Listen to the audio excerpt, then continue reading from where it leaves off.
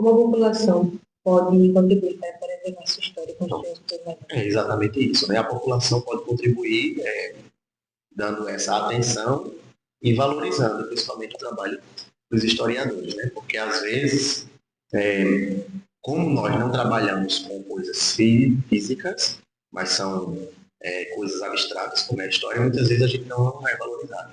Mas o que a população pode fazer é ter interesse, ou buscar as fontes, valorizar os historiadores e propagar essa história.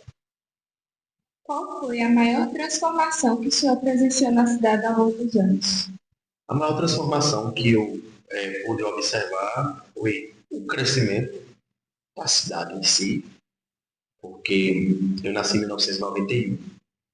Então, quando eu nasci, e as minhas primeiras lembranças da cidade são de ruas menos habitadas, não é? Eu me lembro perfeitamente aqui onde nós estamos hoje, por exemplo. Onde essa escola está aqui, eu concluí o ensino médio aqui. Isso aqui era um campo de futebol. Inclusive, a gente vinha para cá para fazer educação física. E hoje, quando eu ando nas ruas da cidade, eu observo o quanto a cidade cresceu no sentido estrutural, né? Ela se expandiu bastante. É uma das transformações.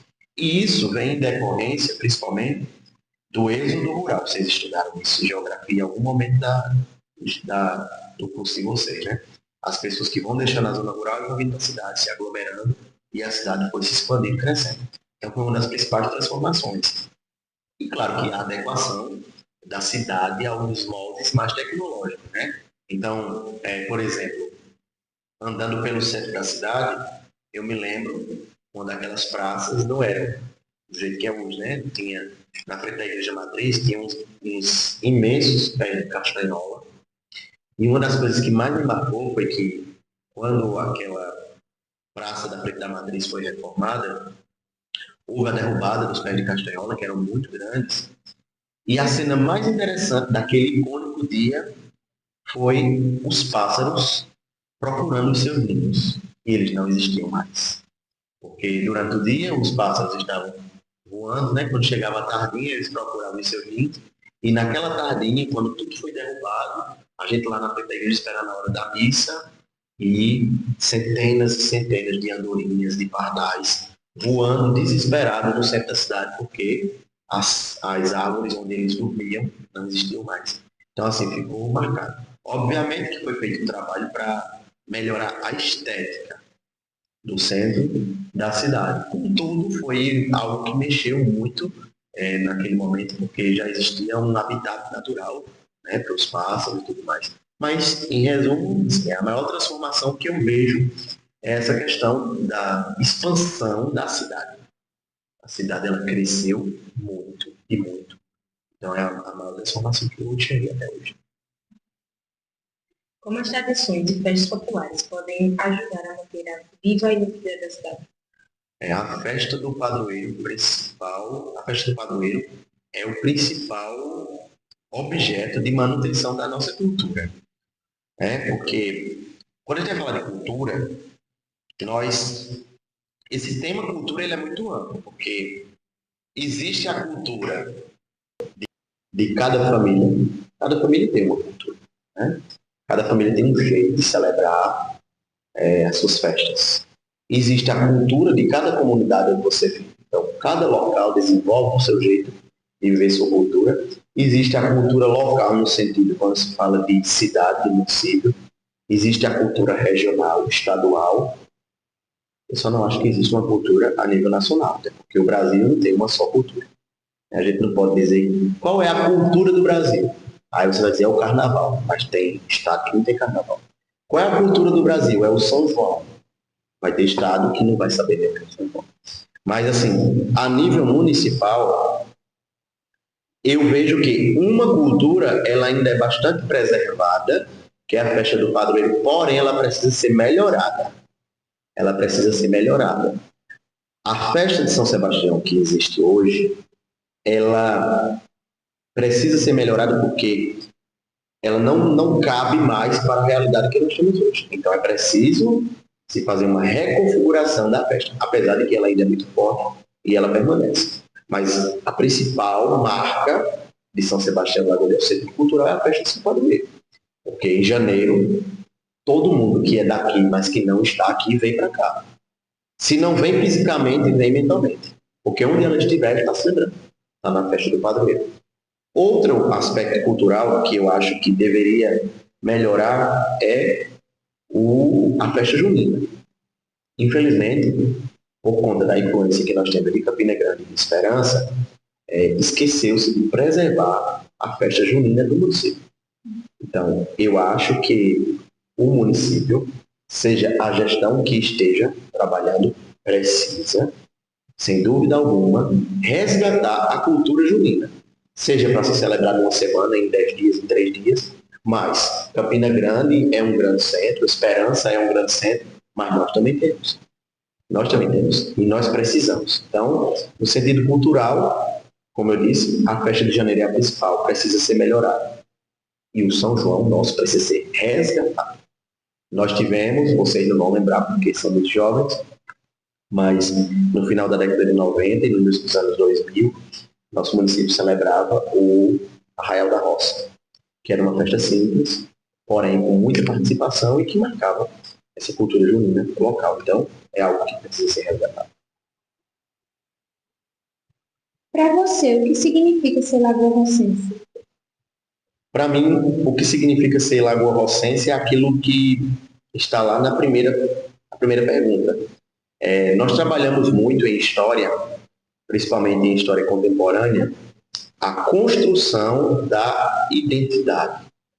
Então, o que é ser lagoa-rocense? Ser lagoa-rocense é ter a sua raiz ligada à fundação da sua história. Então, a fundação da história do município está ligada intimamente à fé do povo em Deus e no intermédio de um santo. Então, independente de religião, quando se pergunta a origem se deu como? A origem se deu a partir de um movimento místico de fé. Porque quando nós vamos estudar o surgimento das populações que chegaram e que povoaram essa região, a gente vai sempre ver falando dos povos indígenas chamados Contrinos. E como eles chegaram até aqui? Eles chegaram até aqui através de missões. Então, frades capuchinhos religiosos iam catequizando os povos indígenas no curso do rio Mamanguape. E, à medida em que iam chegando em determinado lugar, eles não se acostumavam, eles iam avançando. Até que eles chegaram a essa região chamada região do Breve. Então, eles chegaram num movimento religioso. E nesse movimento religioso começa o povoamento, obviamente que vai havendo uma mistura depois de povos indígenas com descendentes dos portugueses e aqueles que estão chegando por conta da época da colonização. Esse povoamento vai acontecendo num movimento religioso. Então havia um movimento católico de catequese que vai providenciando esse movimento. E na medida que o povoamento vai acontecendo, pessoas vão adoecendo, pessoas vão passando fome, pessoas vão sofrendo com a seca. Aí que entra a devoção a São Sebastião. São Sebastião é o padroeiro que defende contra a peste, contra a fome, contra a guerra. Então vamos nos valer dele. Aí esse movimento religioso vai fazendo com que o povoado vá se organizando, vá se desenvolvendo, vá nascendo e vai existindo. Então, a identidade, ser lagoa-rocense, é entender primeiramente isso, que a nossa história nasce de um movimento de fé, de um movimento onde Deus, a fé em Deus está profundamente envolvida. E ser lagoa-rocense é também ter essa ligação profunda com os seus antepassados, com aqueles que trouxeram a nossa origem. É tanto que, isso é um aspecto interessante se destacar, em 1947, quando foi se escolher o nome do distrito, porque era um sítio, passou a ser vila, depois de vila passou a ser distrito. Quando se torna distrito, tem que escolher um nome. Então, qual vai ser o nome daqui? Vai ser Lagoa de Roça, que era o nome antigo. Vai ser São Sebastião, porque é o nome do padroeiro. Vai ser Butriz ou vai ser Aldeia Velha? Porque esses 4 nomes estavam em evidência. Aí uma turma de pessoas queria que se chamasse só Lagoa de Roça. Outra turma vai se chamar só São Sebastião. até que chegaram a um consenso. Não, nós temos uma dupla ligação com São Sebastião e com o Lagoa de Roça. Então, vamos juntar os dois nomes. Então, isso mostra que ser Lagoa Rocense é estar ligado à história de fé que tem São Sebastião como um protagonista e com Lagoa de Roça, que é a sua história. Aí, quando a gente fala esse nome Lagoa de Roça, a gente vai lembrar dos indígenas, dos butrins, a gente vai lembrar daqueles que fizeram as missões e trouxeram também eles até aqui. Então, se Lagoa Rocense é isso. É você ter essa ligação dupla com a fé e com a sua história na sua maior profundidade. E para fechar, como você imagina Lagoa de Roça daqui a 10 anos? Eu imagino, na filosofia, né, uma disciplina que vocês amam, certamente, na filosofia, a gente estuda, na filosofia antiga, quando estuda Platão, que existe uma diferença entre o mundo ideal e o mundo real. O ideal, aquele que nós imaginamos, que nós desejamos, que nós queremos. E existe o real. E quando a gente faz essa comparação entre o ideal e o real, é quando a gente se frustra, porque a gente vê diferença, porque eu desejei, idealizei isso, mas foi isso que eu consegui. Então, é bom não idealizar muito, para a gente não se frustrar. Mas, assim, o que eu imagino é que daqui a 10 anos, nós tenhamos mais professores de história comprometidos com a preservação da história local.